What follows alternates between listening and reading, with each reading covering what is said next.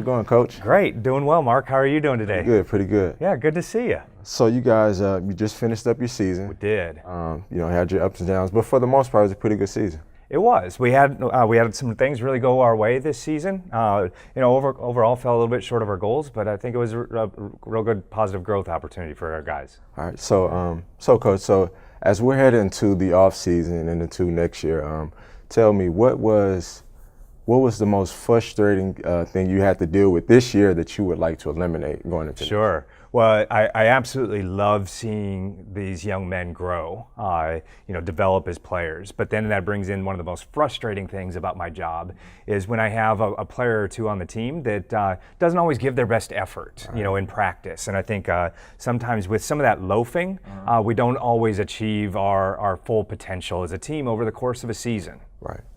Sorry. So it's funny you mentioned loafing. I have a phenomenon here that I want to present to you today. It's called the Ringelmann Effect. Right. And basically the Ringelmann Effect is individual performance decreases as participants increase.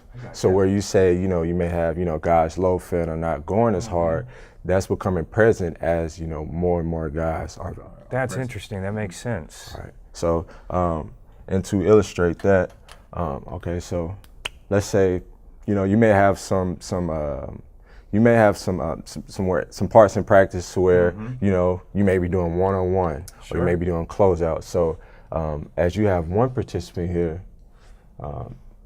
this effect shows that that one participant, he's going all out. He's giving 100%. All right. So as we add more participants, we start to see the effort decrease here at 93%. A drop in effort. Right. Absolutely. So we add a third.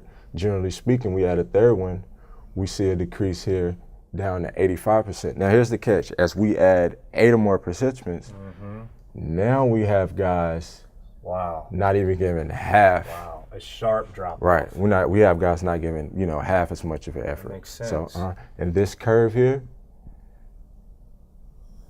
This curve here is the social loafing.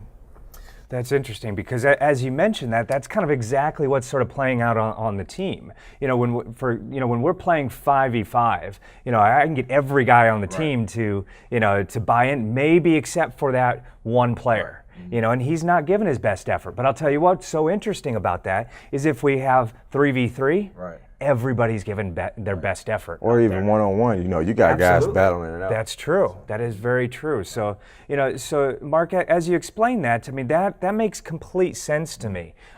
Any recommendations, since you have an expertise in this, on maybe what I can do as a coach going into the next preseason to kind of head some of this off? Right. So my first suggestion would be, as a coach, or you can even get your captain or your leaders, as a coach or a captain. The first thing you want to do is you want to identify roles. So, like I mentioned, you have your captains, you have your starters, you have your 6-man.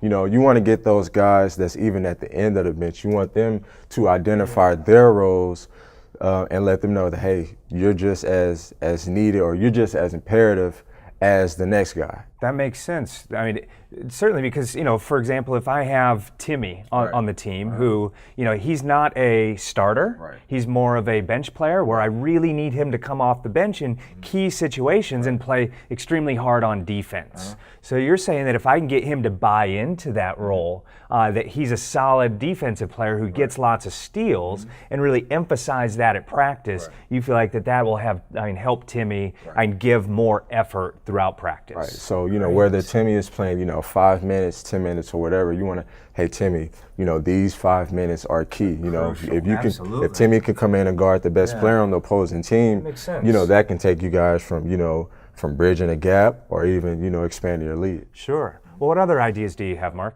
Another, a second suggestion would be feedback. Feedback, great.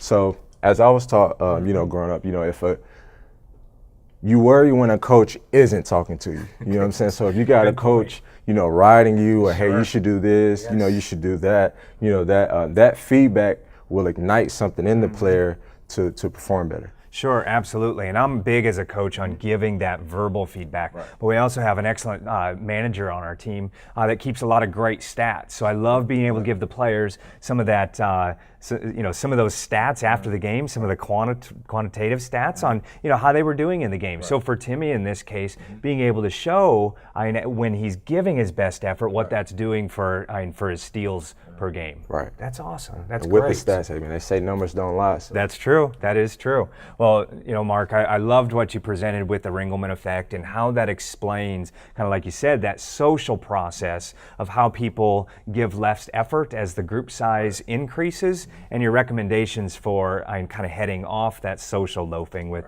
identifying roles in the feedback was excellent. Right. I appreciate that. All right, Coach. Thanks a lot.